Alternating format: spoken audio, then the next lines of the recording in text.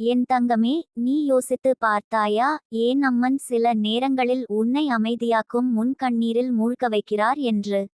அது தண்டனை அல்ல, அது தாயின் கைவிரல் தொட்டு புரிய வைக்கப்படும் பாடம். நீ அமைதியடைய வேண்டுமென்றால் முதலில் உன் உள்ளே இருந்த வேதனை வெளியில் வர வேண்டும்.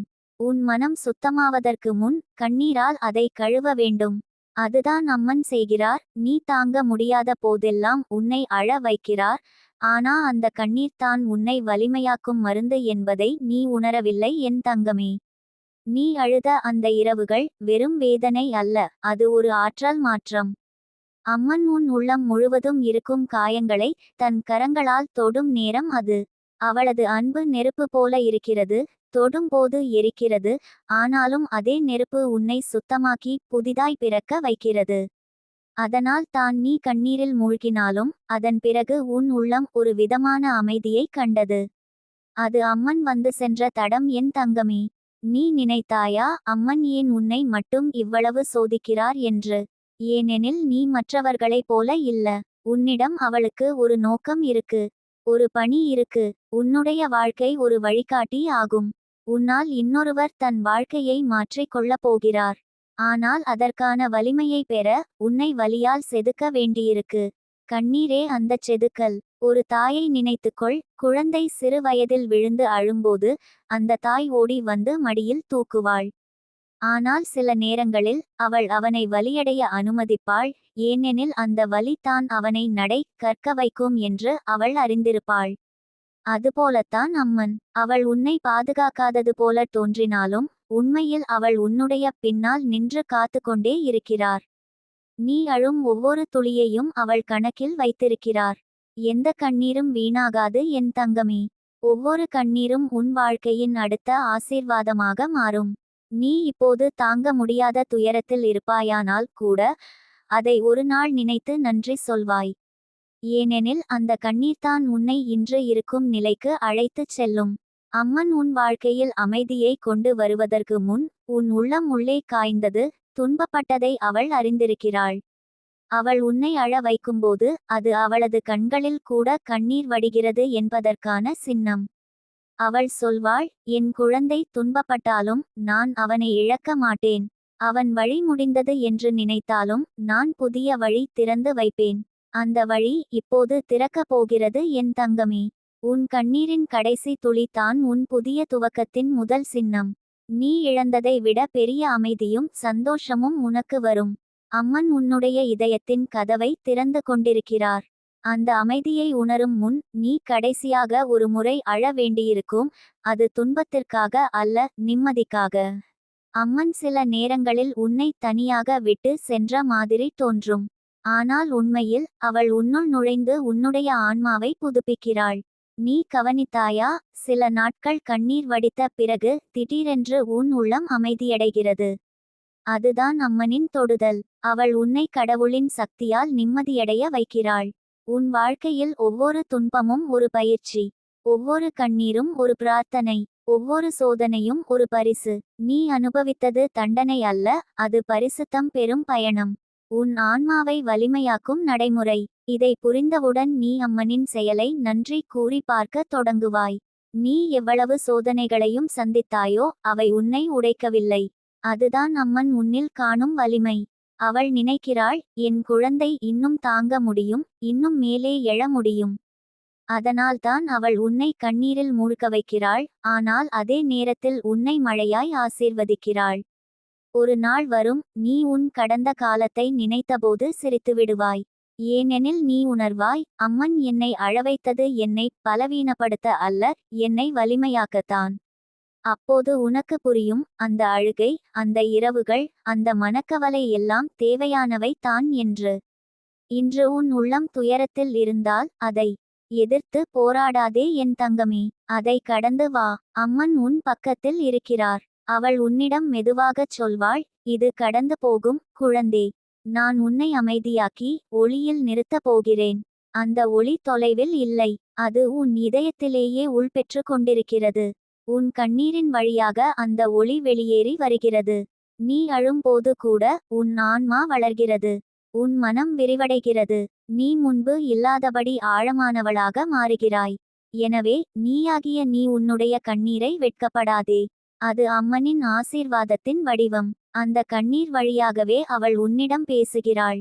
நீ அழு குழந்தே, ஆனால் ஒரு நாள் சிரிப்பு மட்டுமே இருக்கும் என்று சொல்வாள். நீ இன்று இந்த வரிகளை படிக்கும் நேரம் தற்செயலா என நினைக்காதே. இது ஒரு அடையாளம். அம்மன் உனக்கு சொல்லிக்கொண்டு இருக்கிறார், நான் உன்னை அமைதியாக்கும் நாள் வந்துவிட்டது. உன் கண்ணீரை துடைக்கப் போகும் கையை நீ காண முடியாது, ஆனால் அந்த வெப்பத்தை உணருவாய். அதுதான் அம்மன். அவள் உன்னிடம் சொல்லும் கடைசி வார்த்தை இதுதான்: உன் கண்ணீருக்கு பின் நான் நின்றிருக்கிறேன். உன் வலிக்கு பின் அமைதி, உன் இருளுக்கு பின் ஒளி. அதற்காக தான் நான் உன்னை கண்ணீரில் மூழ்க வைத்தேன், என் தங்கமே. என் தங்கமே, நீ இன்னும் கேள்வி கேட்டுக்கொண்டிருப்பாயோ, அம்மன் எப்போதும் என்னை அமைதியாக்குவதற்கு முன் ஏன் இவ்வளவு சோதனைகளில் தள்ளுகிறார்? அந்த கேள்விக்கான பதில் உன் கண்ணீருக்குள்ளே மறைந்திருக்கிறது. ஒரு விதை முளைக்க வேண்டும் என்றால் அது முதலில் மண்ணில் புதைய வேண்டும். வெளிச்சத்தை மறந்து இருளில் சில நாட்கள் தாங்க வேண்டும். மண் அதனை நசுக்குகிறது, மழை அதனை நனைக்கிறது, காற்று அதை உலர வைக்கிறது. ஆனால் அத்தனை துன்பத்திற்கு பிறகு தான் அந்த விதை தன் வேரை பதித்து வெளியில் முளைக்கிறது. அது போலத்தான் நீயும் என் தங்கமே. அம்மன் உன்னை மண்ணில் புதைத்து வைக்கவில்லை, அவள் உன்னை முளைக்க வைக்கிறாள். உன் வாழ்க்கையின் இருட்டான நாட்கள் உன் விதையின் வளர்ச்சி காலம். நீ அழும் ஒவ்வொரு நாளும் உன் உள்ளத்தில் ஒரு புதிய வேரை வளர்த்து கொண்டிருக்கிறாய். அது வலி தரலாம், ஆனால் அது வலிமையை கொடுக்கிறது. அதனால் தான் அம்மன் அமைதியை வழங்குவதற்கு முன் உன்னை வலியில் வடிக்கிறார். நீ இன்னும் புரிந்து கொள்ளவில்லை, அந்த வலியின் பின்னால் அவள் உன் ஆன்மாவுக்கு உருவம் கொடுக்கிறாள். நீ கண்ணீர் விட்ட இரவுகள், அது உன் ஆன்மாவின் சுத்திகரிப்பு சடங்கு. அம்மன் உன்னுடைய மனதில் இருந்த குழப்பம், பயம், ஏமாற்றம், கோபம் எல்லாம் வெளியேற உன்னை அழ வைக்கிறார். நீ அழும் அந்த கண்ணீர் தான் உன் உள்ளத்தில் இருக்கும் இருள் எல்லாவற்றையும் வெளியில் தள்ளுகிறது.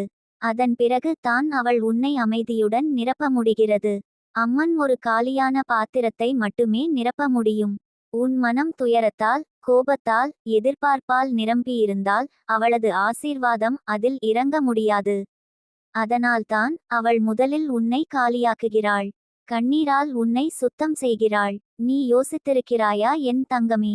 சில நேரங்களில் திடீரென்று ஒரு அமைதி உன்னுள் பிறக்கிறது. நீ அழுதுவிட்டு சோர்ந்து போன நேரம் கூட உன் இதயத்தில் ஒரு வெப்பம் வந்து நின்றுவிடும். அது அம்மன் தான். அவள் உன்னுடைய ஆன்மாவை தழுவி, நான் இருக்கிறேன் குழந்தே என்று சொல்கிறாள். அந்த ஒரு முறை சொன்ன வார்த்தையில் தான் உன் இதயம் முழுதும் மீண்டும் உயிர் பெறுகிறது. அம்மன் உன்னிடம் தண்டனை தருவதில்லை என் தங்கமே.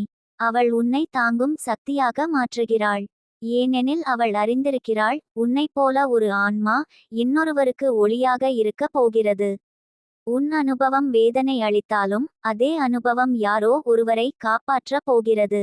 அதனால் தான் உன்னை அவள் துன்பத்தின் வழியே அழைத்துச் செல்கிறாள். நீ நினைத்தாய், அம்மன் என்னை மறந்துவிட்டாளா? ஆனால் உண்மையில் அவள் உன் பக்கத்திலேயே நின்றிருந்தாள். நீ அழும்போது அவள் உன் தலைமுடியை வருடி, சிறிது நேரம் தான் குழந்தே என்று மெதுவாகச் சொன்னாள். நீ கேட்கவில்லை, ஏனெனில் உன் வலி அதிகமாக இருந்தது. ஆனால் அவள் கேட்டாள். உன் ஒவ்வொரு மூச்சிலும், உன் ஒவ்வொரு அலறலிலும் அவள் உன்னோடு இருந்தாள். அம்மன் உன்னை அமைதியாக்கும் முன் உன் உள்ளத்தில் உள்ள ஒவ்வொரு காயத்தையும் வெளிப்படுத்துவாள். ஏனெனில் காயத்தை மறைத்தால் அது குணமாகாது. அதை வெளியில் காட்டி, சுத்தம் செய்து, சூரியனின் ஒளியில் காய வைத்தால் தான் அது ஆறுகிறது. அதேபோல உன் துயரத்தையும் அவள் வெளியில் கொண்டு வரச் செய்கிறாள். நீ அதை வலி என்று சொல்வாய். அவள் அதை மருத்துவம் என்று சொல்வாள். அம்மன் ஒரு நரம்பு மருத்துவர் போல. அவள் உன் ஆன்மாவின் காயங்கள் எங்கே இருக்கின்றன என்பதை அறிந்திருக்கிறாள். அதை தொடும்போது உனக்கு வலி வரும், ஆனால் அதுதான் குணமடையும் தொடக்கம். நீ அழும்போது அவள் சிரிக்கவில்லை. அவளுடைய கண்களும் ஈரமாக இருக்கும். ஏனெனில் உன் கண்ணீர் அவளுடைய இதயத்தில் விழுகிறது. அதுதான் தாய் அன்பின் வடிவம். நீ அழும்போது கூட அவள் உன்னிடம் இருந்து விலகமாட்டாள். ஒரு நாள் வரும், நீ அம்மனிடம் சொல்வாய், அம்மா, நீ எனக்கு கொடுத்த சோதனைக்கு நன்றி. அது இல்லையென்றால் இன்று நான் ஆக மாட்டேன். அந்த நாள் தான் உன் ஆன்மா முழுவதும் பிரகாசமாகும்.